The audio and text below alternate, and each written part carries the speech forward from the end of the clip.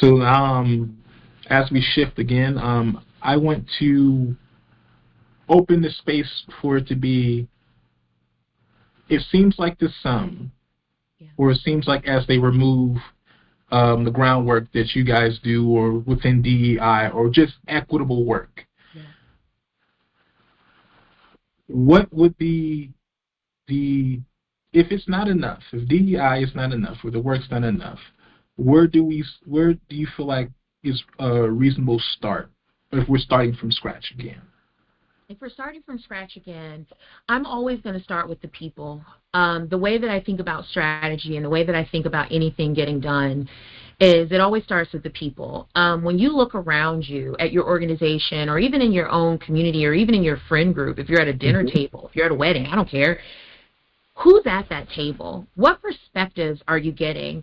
Here's the thing, Reggie. As human beings, we have to know that we're only as good and as learned as our own perspectives, right? Therefore, we should, as human beings, want to know more about other things outside of ourselves, right? And I mean that in many, many different ways. It doesn't always have to be, I know we always boil it down to just gender and race. It's bigger than that. You know what I'm saying? It's language, it's way of culture, way of living, it's background, it's so many things, right? It's, we are, as one person, we are a puzzle or pieces of many things to make the puzzle of who we are. There are many identities that I even hold, right, as just a woman. So I'm not just a woman. I'm not just a black woman, right? I'm many things beyond that. So I think we always have to start with the people. And what are we learning from people who are outside of ourselves? Are our groups homogenous? I think as we get older, it becomes harder to make intentional friendships, right? College campus, you're probably going to have a diverse group of friends because you may be on a campus that's pretty diverse or something like that. So that may be the case. But as we get older, you have to become more intentional. And so I think we have to be intentional about who we're learning from, who we're growing with. Yes. So for me, it really starts with the people. I have to say that. And so I would say that even from an organization standpoint, think about who is a part of your organization and who lives up to certain values. One, there are core values that you live up to as an organization and your beliefs and all of that. Everybody has them posted in their break rooms. But what is that? How does that break down to the people that you've actually hired? And then from there, I think then you get into what's the culture? What are the pillars that we're going to ladder up to? What are the 3, 5, or 7 things that we are going to ladder up to that everybody has to hold in order to work here?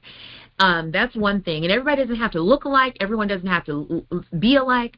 But we all have to he-hove the same, mantra at some point, and we've got to he-hove it in our own way. I think authenticity, allowing realness, allowing people to be who they are is very key.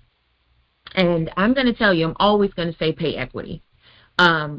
We have a long way to go, and we have a lot to catch up on. I'll tell you, I used to make the joke back in 2020.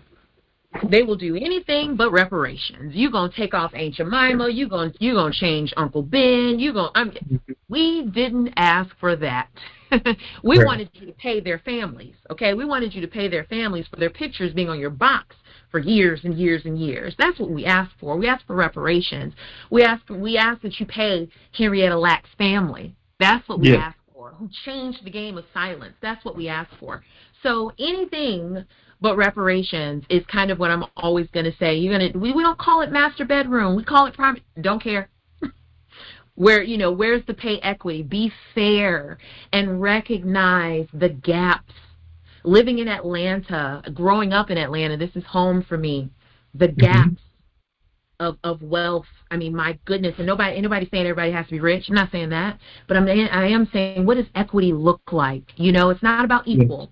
What does equity look like? What do you need to do for those who didn't have that head start to get them to the finish line at the same time? What do you need to do? You know what I'm saying? So I would say those are all the things that I think we need to start with, but we have to start with the people. I think that we don't, and I got to tell you the key, Reggie, it's not always agreeing, and it's not always agreeing. We don't live in a world of agreement. I don't think we grow when we agree with everything and we become yes men and yes women. We do need to understand each other, okay? Yes.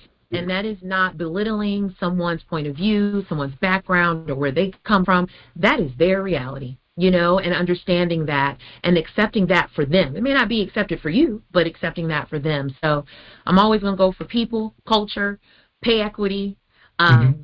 and what does that look like for you, your family, your organization? I think that comes out in many ways. That was a long answer, but